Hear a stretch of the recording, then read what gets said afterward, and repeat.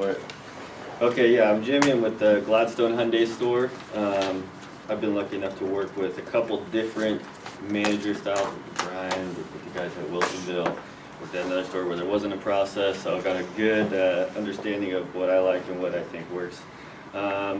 Stuff that we've been doing is the daily schedule, starting at around 8:45, going to like 9:15, working, keeping it quick, keeping it short and simple, making sure that they're seeing something, hearing something, and then I also like to have the guys writing something down, just because for myself, a lot of people I've noticed learn by doing things. Personally, I learn more from writing the process down or writing whatever we're trying to learn down at the time that I'm learning it. It helps me just remember the process and the steps that we're going to take to do the things.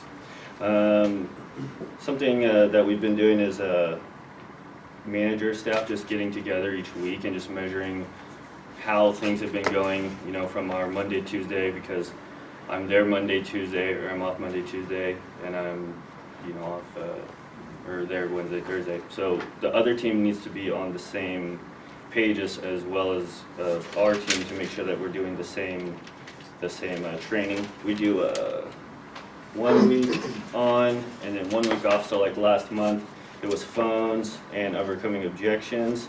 So we did that 1 week phones, and then the next week we did overcoming objections.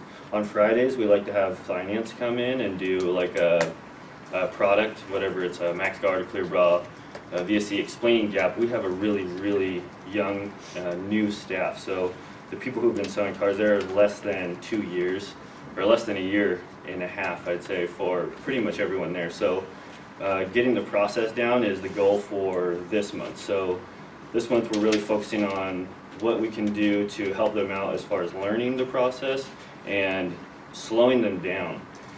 We implemented a forecasting sheet for the month, and it's super simple. It's just, what did you do last month?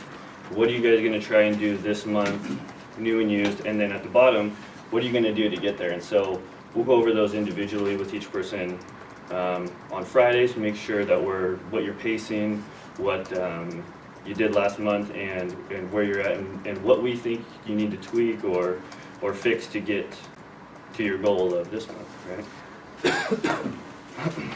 The process is probably the biggest thing. We do a lot of stuff just like the Dodge store and the Wilsonville Nissan store, as far as penciling products into the very first pencil, just because that's what works for us. I mean, putting warranty, gap, sealants or clear bra, it just seems to work the best as far as doing that, and we have finance involved very early. With the new staff, it's usually we'll let them go, try and learn something on the first pencil. If they're not able to get any back-end product, then, or they come back and say, oh, they want to kick this, and the other thing, and they want to go 84 and everyone's at on point, we send somebody else out to make sure that we're not leaving any money on the table, that kind of stuff. For this month, we're going to be doing the sales process, and then also V-Auto inspired trade evaluations, and trying to create UAs, just because I feel like that's a spot that we're missing. As managers, we're doing more stuff like walking the trade with the customer, getting involved, letting them know what the next step is, which our newer people aren't able to do just because they're not 100% sure on what the next step is in the process. So I got a lot of stuff up here. So I got the process written out with the what's the next step and what are the key things in that step, such as the needs assessment, making sure they know what they're looking for, what kind of car that they're going to be landing on, if they should look at a model up or a model down, if we need to transition to that after, when we're negotiating, stuff like that. But just making sure we're slowing down. Like, all my guys would have kissed your frog pretty quick, so we want to slow them down, make sure that they're getting a good idea of what the customer really needs, instead of like, I want to sell a car, I want to sell a car, I want to sell a car. That's all they want to do. So it's just like, hey, slow down, let's make sure they're getting what they want. An example of this, I have a new girl who just started this month. I would love to have the luxury of having that person go with somebody for 6 to 8 weeks with a veteran that's been doing it for years, but the story is we don't have that at my store. We got people who have been doing it 2 years, and then we got the management staff. So we're pretty hands-on with the new people. But one thing that we've had a little issue with is when they go to do that needs assessment, they're sitting down at the computer or the desk with the customer figuring out what they want, is they'll turn to the computer and start going through all this inventory about, you know, all these different cars, all these different stores that come with 9 stock numbers. So I had this new girl come to me and she said, "I'm looking for a Ram, you know, 1500. You know, McLaughlin, they're everywhere." Yeah, not sending them over there. This was your car. But so what happened was, I said, "Well, is there any cars out there that the customer like?" "Yeah, it's this Ram, it's 28,000. He's looking to be 15, 20 max." I said, "Well, just drive him in it, see if he likes it. If he likes it, we'll go from there, try to make the numbers work, that kind of deal." She comes back, he likes the car. I had finance go with her on the first pencil, and he ended up buying financing 34 grand, you know, just because we slowed the process down, figured out what he wanted, and then, you know, executed on what we had to do with the numbers and stretch and term, and you guys get the rest of that. Other than that, I like doing the phone script training. A big deal, we do the penalty box. So like, that was just based on I couldn't get my guys to do anything. You'd say, "Hey, can you go do these phone calls?" "Yeah, sure." And then they go back to their desk and they're texting or whatever. And so we'd say, "Hey, I need you to sit right here and you get your 5 phone calls. You can't go to the bathroom. You're not going on a smoke break. You're not going to eat lunch. 5 phone calls, 5 emails. Let me look at them, and then next." So they just rotate in, rotate out, and it's been very helpful for us. We had our top 2 guys. They sold 14 and 15 cars in the month before, and then last month they sold 16 and 21. And they're just hungry guys that are getting after it, and they enjoy the training. We like to have them lead the training, usually once a week. Just say, "Hey, we want to do that," and then give a new person a chance to try and lead the training as well, to see, you know, what they've picked up, what they've, you know, retained, and what we can improve on. Other than that, we try to make a game out of it. If we're slow and I see somebody just sitting at their computer messing around, I'll call them on their extension. I got all the extensions written down by my desk, and call them. They hear the dreaded words ring ring, and then we're gonna go through the script or the phone script and see, you know, I'm gonna be a customer, and they're gonna be like, "Oh." But it's a good time. Other than that, that's what we're doing. That's what's working, and the only issues we have is just very young sales staff and getting everybody on the same page. But that's what I got. Well, excellent. I've got a question for you, but anybody else have a question for Jimmy?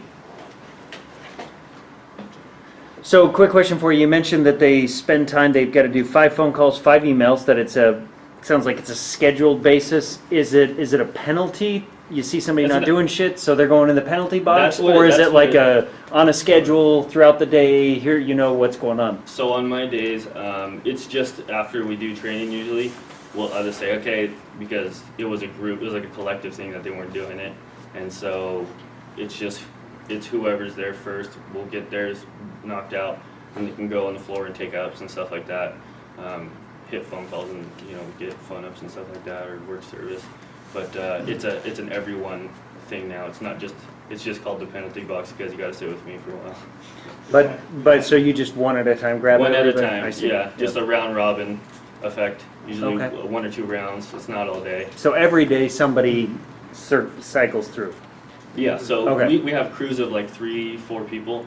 So there'll be first person, second person, third person, and fourth person, and then we usually do 1 or 2 rounds. But after that, they're usually pretty on task. But just to kind of get this day started, and hey, we're at work, you know, we work long hours, but let's get this stuff knocked out. Let's get to, you know, 100 emails today, and let's try and sell some cars. Do they really do 100 emails, like them typing up? I say that's like the goal.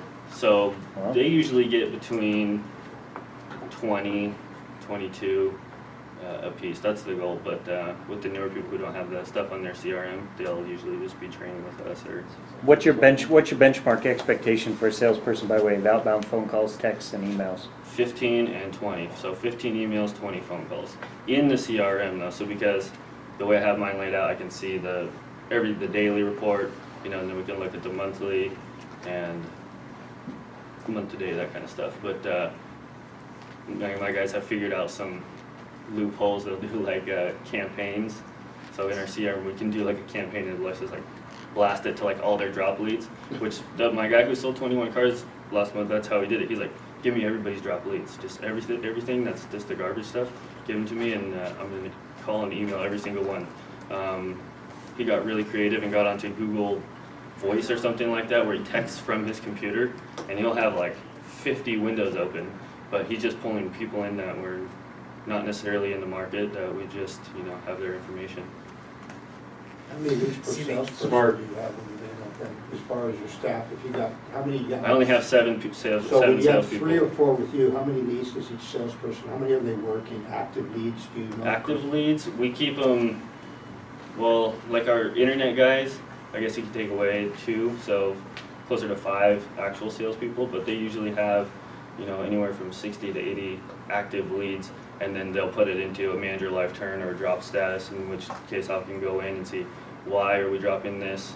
Does it need to just be transferred into somebody else's name? Should we give internet a crack at it? Like what's the reason? Or maybe I need to make a phone call and see where they're at in the process.